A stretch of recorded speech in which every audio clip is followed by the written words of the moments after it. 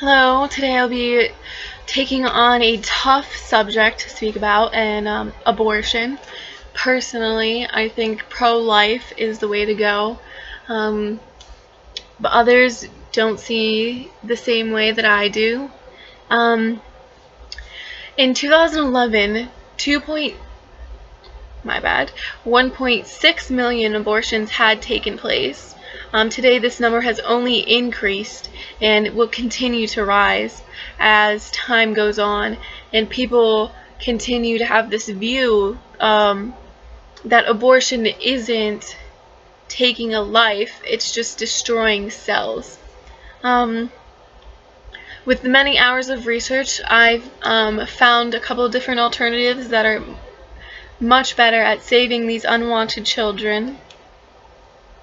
And there's also all these advances in technology. Even still to this day, these procedures are dangerous.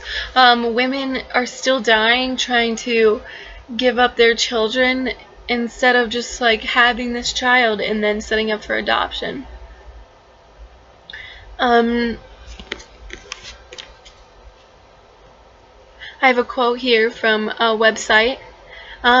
It says, it's about a couple of different mothers that have passed away in the process of an abortion.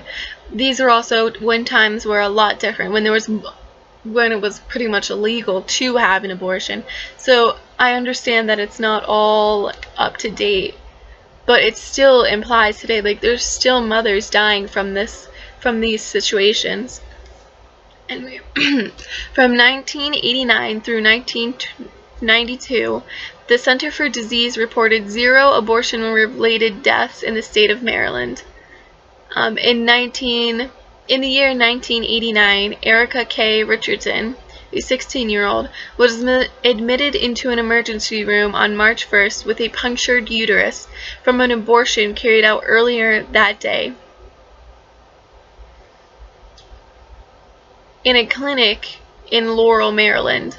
So even though that the Center for Disease said that there was no abortions, there obviously were abortions still happening, and it's just sketchy. It's not good. I have another one here. Actually, to finish up on that story, she shortly died after midnight on March 2nd.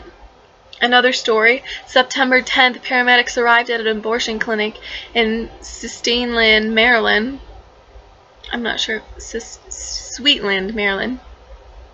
They found Suzanne Ray Logan, a 32-year-old, in cardiac arrest with an oxygen mask upside down on her face. It was found that she had been given an anesthesia, without the presence of an anesthesiologist. Anesthesiologist. The paramedics resuscitated Miss Logan. She stayed in a coma for 4 long months until her death in 1992. So as you can see, women were dying from this procedure. They just weren't categorizing it as a death from an abortion because it wasn't legal abortion. They went to the side and did it, which is extremely dangerous. Another reason that I think that this is crazy is this mass of cells that they called is actually a baby. As soon as that sperm and egg meet, it creates life. And every single thing in this world is made up of cells, and like living things are made up of cells. So this baby is living.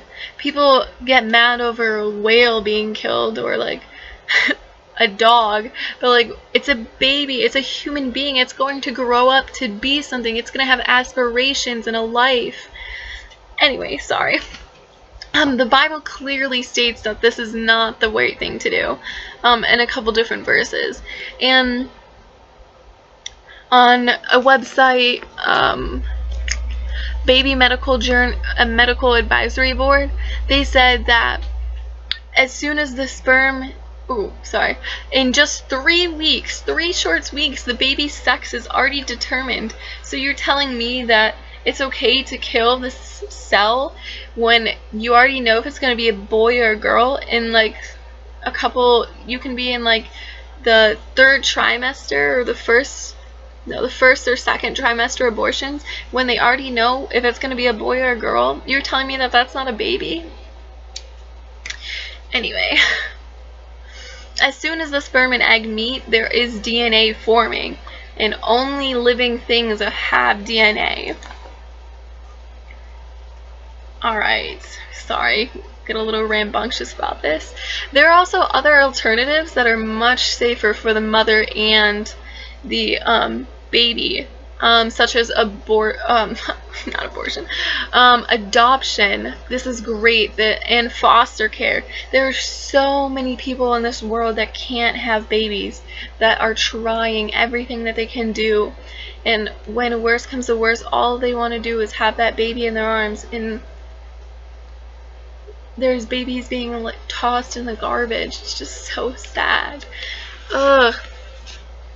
As you can hopefully see from this speech, that women are still in danger from these surgeries, even with the advances in technology. That even this ball of cells, it's really a baby as soon as that sperm and egg meet. There's no reason to think that it's not. And there are other ways to preserve this life and give it a new source. So give it a new purpose in life. So next time you're thinking about this topic, just think about what this cell is going to be, who it could grow up to be, what its dreams and aspirations are. Anyway, thanks for listening, and I hope you enjoyed.